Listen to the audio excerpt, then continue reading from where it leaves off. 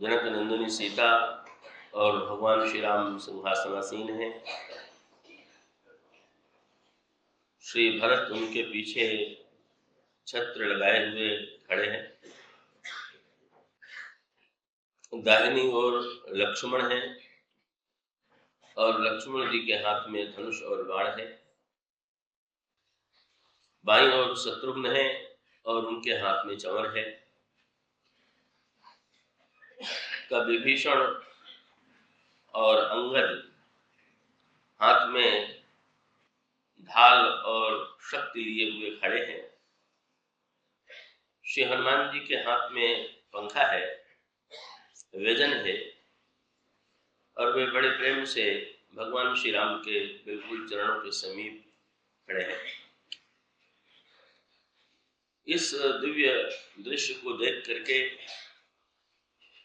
आकाश में गंधर्व और किन्नर गायन करने लगते हैं।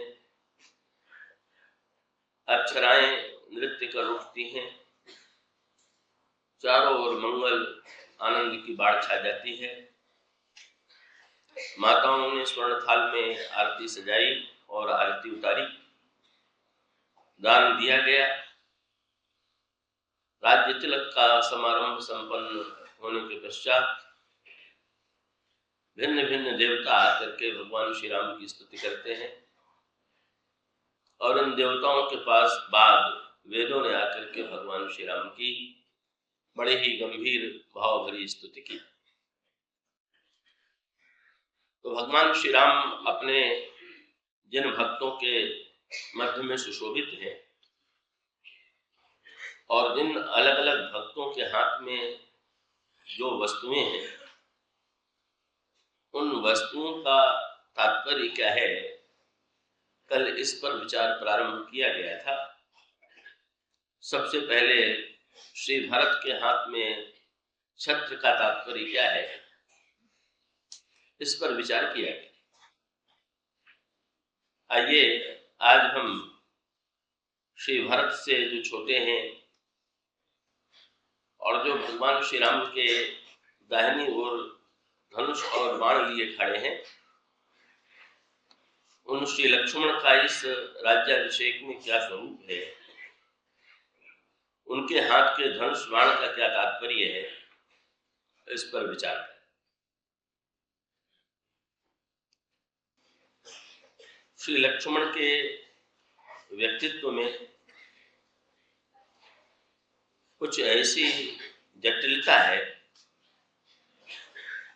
कि कई बार श्री भरत के चरित्र में जो लोग बहुत आनंद लेते हैं, वे भी श्री लक्ष्मण के चरित्र में उतना रस नहीं पाते हैं और कई लोगों को तो ऐसा लगता है कि श्री भरत और श्री लक्ष्मण की कोई तुलना नहीं हो सकती है। तो लक्ष्मण जी का व्यक्तित्व जो है, चरित्र जो है, का वो साधारण दृष्टि से न समझ में आने वाला चरित्र है, क्योंकि जब केवल बाहरी दृष्टि से कोई व्यक्ति लक्ष्मण जी के चरित्र को पढ़ता है तो उसे ऐसा लगता है कि लक्ष्मण जी जैसे बड़े ही उतावले थे, बड़े ही क्रोधी स्वभाव के थे।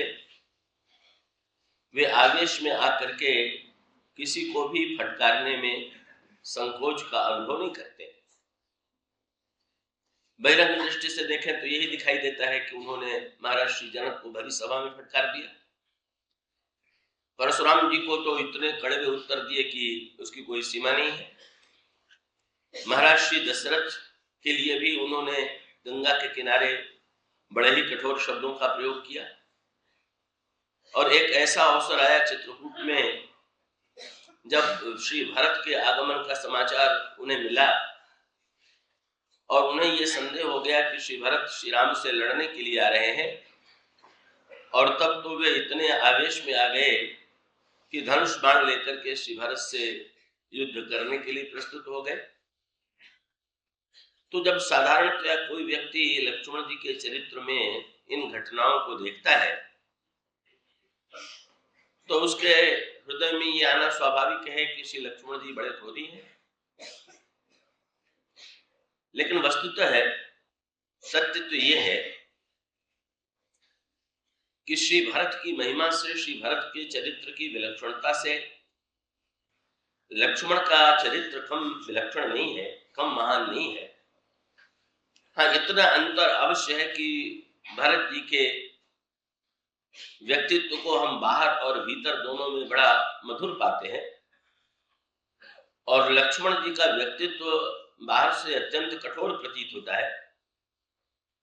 और यहाँ पर भी श्री भरत और श्री लक्ष्मण जी की भूमिका का अंतर, दोनों के हाथ में जो वस्तुएं हैं उन वस्तुओं के अंतर से भी दिखाई देती हैं। श्री भरत के हाथ में राजछत्र है, पर लक्ष्मण के हाथ में तो इस समय भी धनुष और बाण ही है। तो इसका स्पष्ट तात्पर्य यह है कि लक्ष्मण की भूमिका श्री भरत की भूमिका से भिन्न है, अलग प्रकार की। लेकिन इस दृष्टि से विचार करके देखिए कि क्या श्री लक्ष्मण के चरित्र के बिना या श्री लक्ष्मण के इस धनुष बाण की भूमिका के बिना राम राज्य समग्र रूप से चरितार्थ हो सकता था क्या? तो इसमें एक बड़े महत्व की सांकेतिक शैली का गोस्वामी जी ने प्रयोग किया है। सिंहासन पर जब भगवान राम और श्री सीता बैठे हुए हैं और उनके ध्यान का, उनकी झांकी का गोस्वामी जी ने वर्णन किया, तो उसमें एक वस्तु नहीं दिखाई दे रही, और वो वस्तु है भगवान की बड़ी प्रिय वस्तु धनुष और बाण। सिंहासन पर बैठे हुए श्री राम के हाथों में जो बहुधा चित्र बनाए जाते हैं, उन चित्रों में तो बहुधा धनुष और बाण भी आप देखते हैं, लेकिन रामचरितमानस में जो राम राज्य का वर्णन किया गया है, का उसमें श्री भगवान राम के हाथ में धनुष और बाण नहीं। तो यूं विचार करके देखें तो धनुष और बाण जो है वो दंड का प्रतीक है। भगवान श्री राघवेंद्र के हाथ में धनुष और बाण का न होना, पर भगवान राम के हाथ में भले ही न हो, लक्ष्मण के हाथ में धनुष बाण होने में राम राज्य का जो सांकेतिक दर्शन है वो प्रकट होता है। कभी समाज की सुव्यवस्था के लिए राजनीति में 4 पद्धतियों का विभाजन किया गया, और उसका अभिप्राय यह है कि समाज में सभी व्यक्तियों की प्रकृति एक जैसी नहीं होती। तो ऐसी कल्पना की गई है, ऐसा विभाजन किया गया कि बहुधा 4 प्रकार की प्रकृति के व्यक्ति होते हैं। कुछ व्यक्ति ऐसे होते हैं जो बुद्धि प्रधान है, शांत स्वभाव के हैं, विचार प्रधान हैं, और कुछ व्यक्ति ऐसे हैं कि जो ठीक इसकी तुलना में उतने ही का दुष्ट प्रकृति के हैं, बुरी प्रकृति के हैं, और कुछ लोग ऐसे होते हैं कि जिनके जीवन में लोभ की वृत्ति की प्रधानता है, और कुछ व्यक्ति ऐसे होते हैं कि जो अकेले तो स्वयं कष्ट देने में समर्थ नहीं होते, पर अगर वे बहुत सी संख्या में एकत्र हो जाए तो फिर वो समाज के लिए, राज्य के लिए संकट बन जाते हैं। तो ये कहा गया कि इन 4 प्रकार के व्यक्तियों से राजा का कर्तव्य है कि वो 4 प्रकार का व्यवहार करें। जो सज्जन हैं उनके प्रति सामनीति का प्रयोग, का जो लोभी हैं उनके लिए दाम नीति का प्रयोग, का जो व्यक्ति एकत्र होकर के बुराई कर सकते हैं उनके लिए उनको अलग अलग करके भेद नीति का प्रयोग, और जो अत्यंत बुरे व्यक्ति हैं जो किसी भी प्रकार से हृदय से परिवर्तित नहीं हो सकते हैं, का ऐसे व्यक्तियों के लिए दंड नीति का प्रयोग। इसी को रामचरितमानस में ये कह करके लिखा गया कि साम दाम और दंड विभेदा नृप उर बसही नाथ कह भेदा। अब होता यह है कि अलग अलग राजाओं के समय में या जो अलग अलग शासक हैं का उनके समय अलग अलग नीतियों की प्रधानता होती है। किसी राज्य में सामनीति की प्रधानता, किसी में दाम नीति की प्रधानता, किसी में भेद नीति की प्रधानता, किसी में दंड नीति की प्रधानता। तो इस तरह से जब समाज में जैसी आवश्यकता होती है, या ये कहें कि जैसे लोगों का बाहुल्य होता है, या जिस व्यक्ति को व्यवहार करना है का वो उसकी प्रकृति में जिसके प्रति अधिक महत्व बुद्धि है का उसके द्वारा उस नीति का प्रयोग किया जाता है। राम राज्य का आदर्श क्या है? तो पिछले दिनों में, पिछले वर्षों में भी आपके सामने भिन्न भिन्न रूपों में बात रखी गई है कि ये जो भगवान राम के हाथ में धनुष बाण नहीं है, इसको गोस्वामी जी ने दोनों रूपों में प्रस्तुत किया।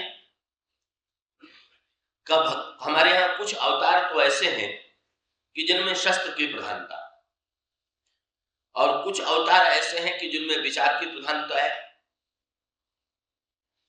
तो जैसे परशुराम जी का व्यक्तित्व है, उसमें परशु की और शस्त्र की प्रधानता है, और वे शस्त्र के द्वारा समाज की बुराई को मिटाने पर विश्वास करते हैं।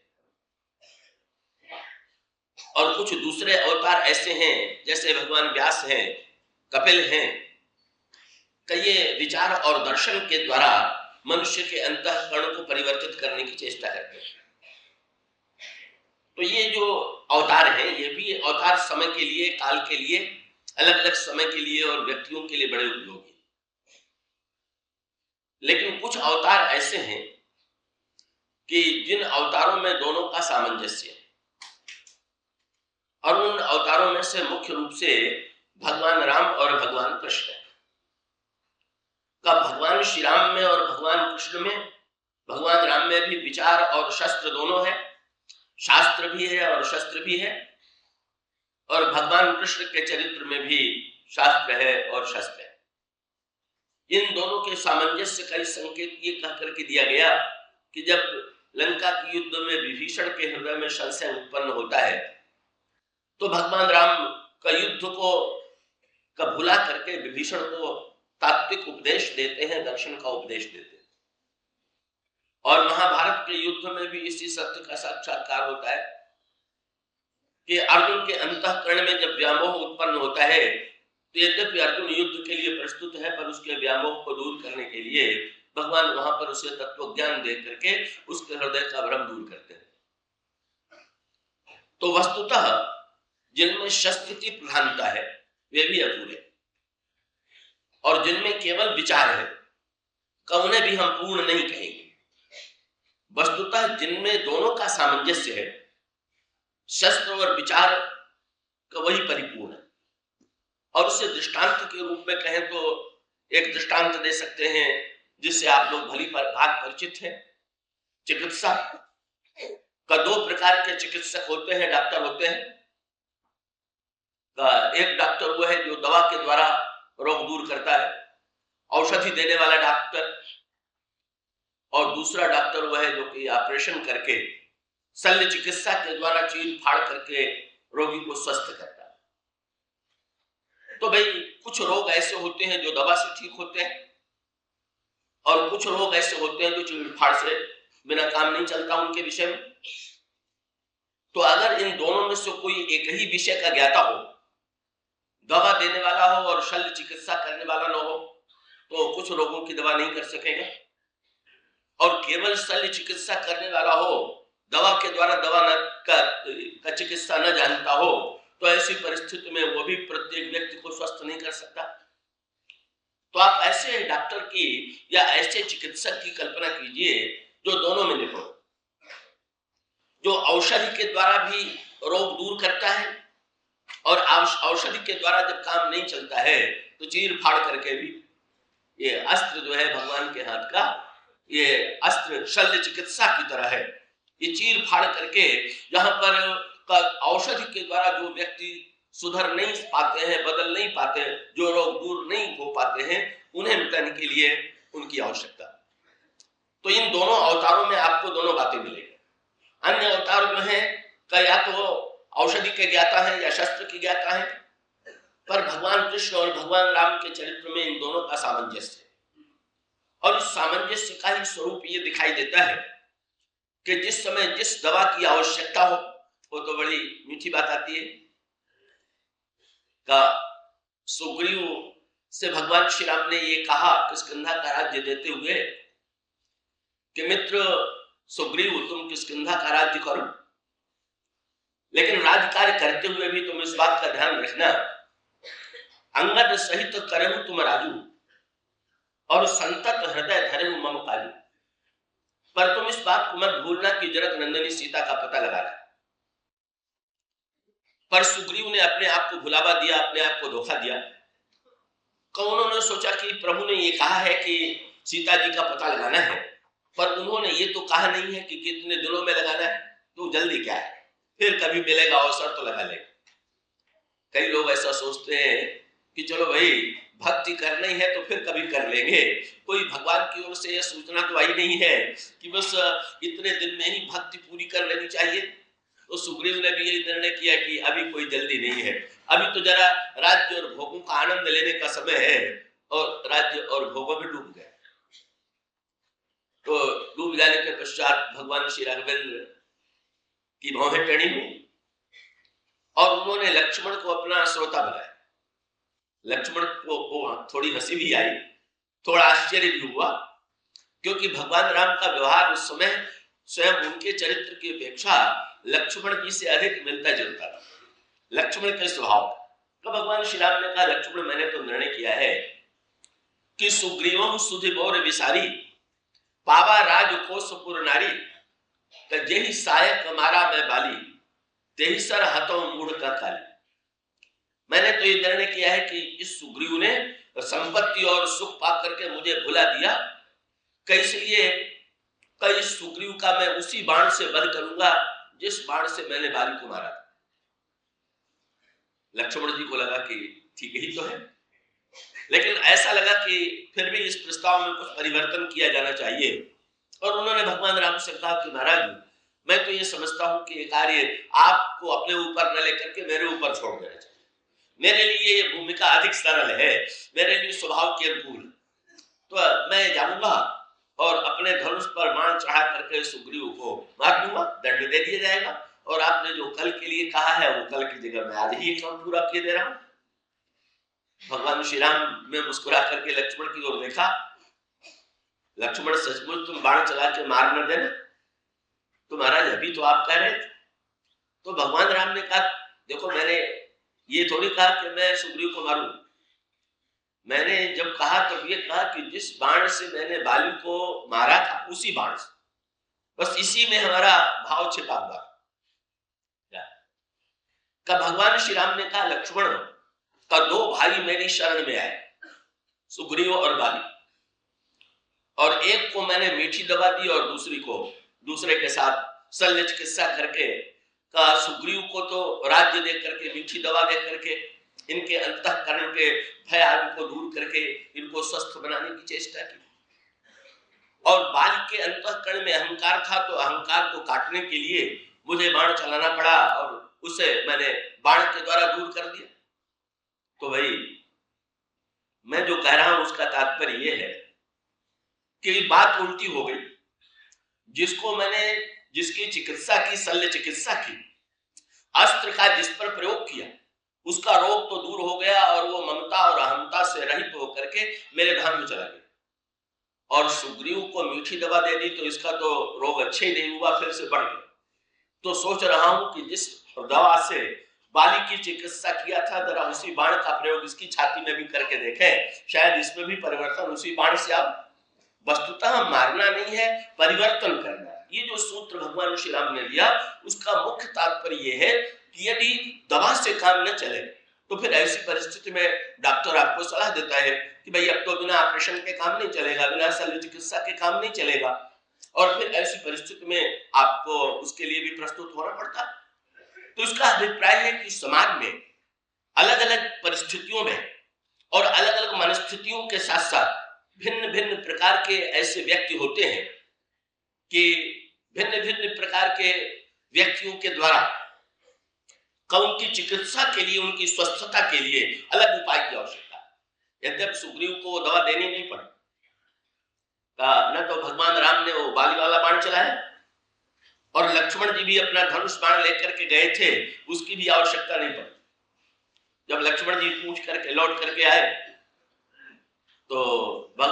ने एकांत में लक्ष्मण से पूछा, सुग्रीव के प्रति तुमने बाण का प्रयोग करने के लिए डराने की चेष्टा किया? तो मुस्कुरा करके लक्ष्मण जी ने कहा, महाराज उसका अवसर नहीं है। क्यों? बोले उनकी चिकित्सा करने के लिए मैं तो शस्त्र ही लेके गया और आपने शस्त्र का उपाय बताया, पर हनुमान जी एक ऐसे चिकित्सक मिल गए कि मुझसे मेरे पहुंचने के पहले ही उन्होंने शब्दों से रोग दूर कर दिया, और जब स्वर से रोग दूर हो गया तो फिर सर की आवश्यकता तो रही नहीं, क्योंकि सचमुच वहां लक्ष्मण जी चले और यहाँ हनुमान जी का सुग्रीव के पास गए और कथा के द्वारा उन्होंने रोग दूर कर दिया। कि यहाँ पवन सुत हृदय विचारा, राम काज सुग्रीव विसारा, निकट जाई चरणन सरनाम, और चारु विदित ही कई समझाओ। लेकिन कथा में भी हनुमान जी ने उस बाण का प्रयोग न किया हो भले, पर उस बाण की चर्चा जरूर चले। और सच पूछिए तो सुग्रीव का रोग जो दूर हुआ वो उस बाण की चर्चा ही से दूर हुआ। का भगवान का श्री हनुमान जी ने पूछ दिया सुग्रीव से कि प्रभु ने जब बाली को बाण मारा तो वो बाण कहां गया? बोले लौट करके प्रभु के तरकस में चला गया। क्यों चला गया?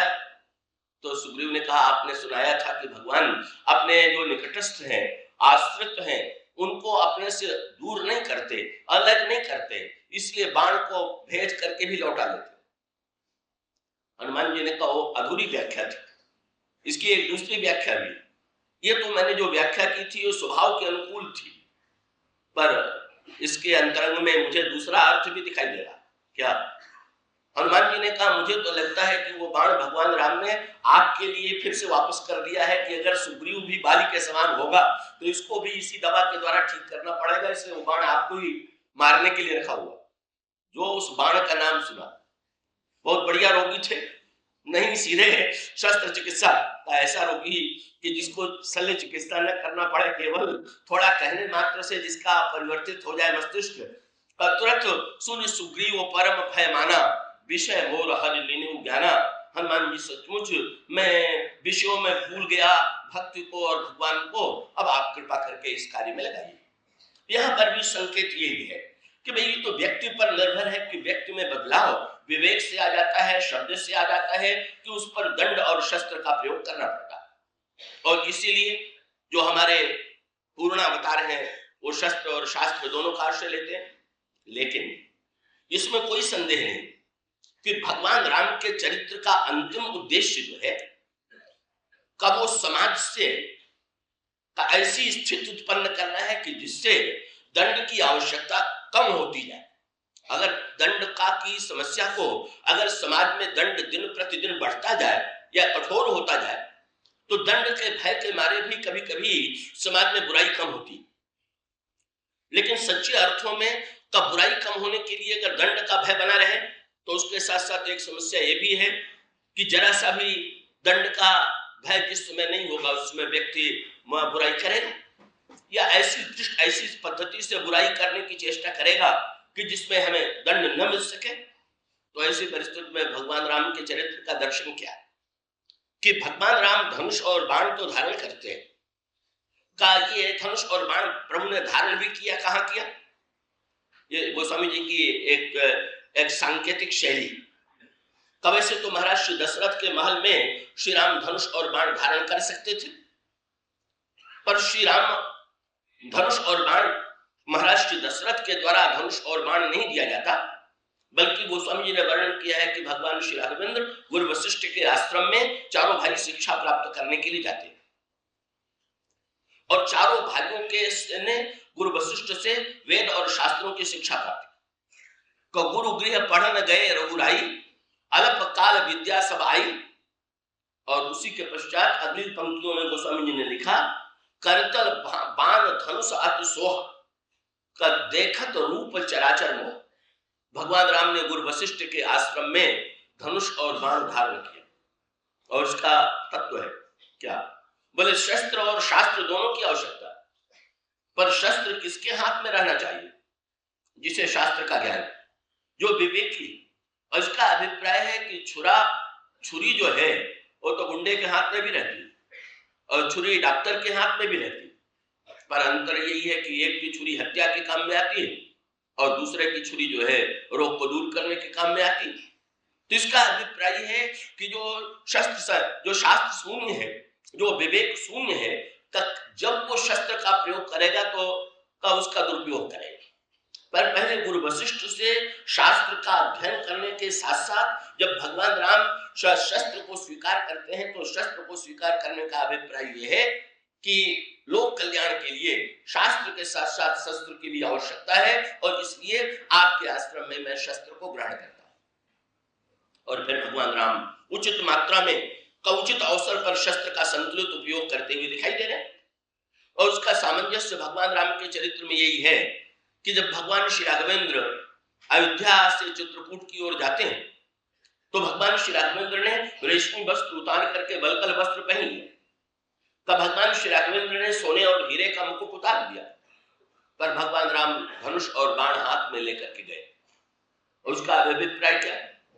वहां पर भी भगवान श्री राघवेंद्र में एक ओर भगवान राम तपस्वी हैं और दूसरी ओर भगवान राम शस्त्रधारी। और इन दोनों के सामंजस्य का तात्पर्य क्या है कि श्री राम अपने लिए तपस्वी, अपने लिए राज्य नहीं चाहिए, सत्ता नहीं चाहिए, भोग नहीं चाहिए। अगर कैकेयी ने कहा कि मैं भरत को राज्य देना चाहती हूं तो श्री राम को उसमें रंच मात्र आपत्ति नहीं, बल्कि प्रसन्नता का कोई ठिकाना नहीं। पर इतना होते हुए भी भगवान राम जब धनुष और बाण का परित्याग नहीं करते हैं तो भगवान का अभिप्राय यह है कि भले ही हमें अपने सत्ता और स्वार्थ के लिए शस्त्र की आवश्यकता न हो, पर जब तक समाज में राक्षस हैं, रावण जैसे अत्याचारी हैं, तब तक बुराई को मिटाने के लिए मुझे शस्त्र स्वीकार करना पड़ेगा। और इसीलिए मैं इन दोनों रूपों के मिले जुले रूप के द्वारा वन में यात्रा करूंगा। और भगवान श्री राघवेंद्र की यात्रा जो है इसी तरह से होती है। कब भगवान श्री राघवेंद्र ने शस्त्र का प्रयोग किया, यद्यपि वहां पर भी पहले वे शास्त्र का ही प्रयोग करते हैं, रावण के पास संधि का प्रस्ताव भेजते हैं, रावण को बदलने की चेष्टा करते हैं, हनुमान जी को भेजना, अंगद को भेजना। इसका अभिप्राय है कि किसी तरह से रावण को बदल दिया जाए। कई दवा के द्वारा रोग दूर करने की चेष्टा, ये हनुमान जी जो है दवा लेकर के गए रावण के रोग को दूर करने के लिए, रावण की सभा में कथा कह करके उपदेश दे करके उसके रोग को दूर करना चाहते हैं। और बाद में अंगद गए, अंगद ने भी रावण को समझाने की चेष्टा किया, लेकिन दोनों वैद्यों ने समझ लिया कि ये दवा से रोग दूर होने वाला नहीं। अंगद ने तो आकर के अंत में घोषणा कर दिया कि मैं समझ गया कि तुम्हें मानसिक सन्निपात हो गया है और तुम्हारा काल निकट आ गया। और तब उसके पश्चात भगवान श्री राघवेंद्र को लंका में शस्त्र का प्रयोग करना पड़ा। यद्यपि जब भगवान राम संधि का प्रस्ताव भेजते हैं तो रावण को आश्चर्य होता है कि राम में यदि सचमुच सामर्थ्य होती तो ये संधि का प्रस्ताव क्यों करते? जो बलवान होता है वो तो लड़के हराता है, वो संधि का प्रस्ताव तो नहीं करता। पर भगवान श्री राम का तात्पर्य तो ये था कि महत्व रावण को हराने का नहीं है, समाज के कल्याण का है। अगर रावण बदल जाता है तो सबसे बढ़िया बात है। इसलिए अंगद ने भी जब भगवान राम से पूछा कि रावण से वार्तालाप करते समय मुझे क्या ध्यान रखना चाहिए, तो भगवान राम ने जो वाक्य कहा, वाक्य बड़े महत्व का है। भगवान राम ने कहा, कार्य हमारा, मेरा जो उद्देश्य है, मेरा जो कार्य है वो पूरा हो। और अगले वाक्य में भगवान राम का आदर्श दिखाई देता है। बोले रावण से शत्रु मांग करके व्यवहार नहीं करना। रोगी वैद्य का शत्रु नहीं होता है। वैद्य तो डॉक्टर जो है वो तो रोग का शत्रु होता है, रोगी का नहीं। तो मैं रावण का शत्रु नहीं। इसलिए मैं तो अंगद तुमसे यही कहूंगा, काज हमार तासु हित होई। और रिपु भले ही वो रिपु हो लेकिन उसका हित हो, सांसारिक दृष्टि से भले ही वो शत्रु माना जाता हो, लेकिन मैं ये कहूंगा कि रावण का भी जिसमें हित हो।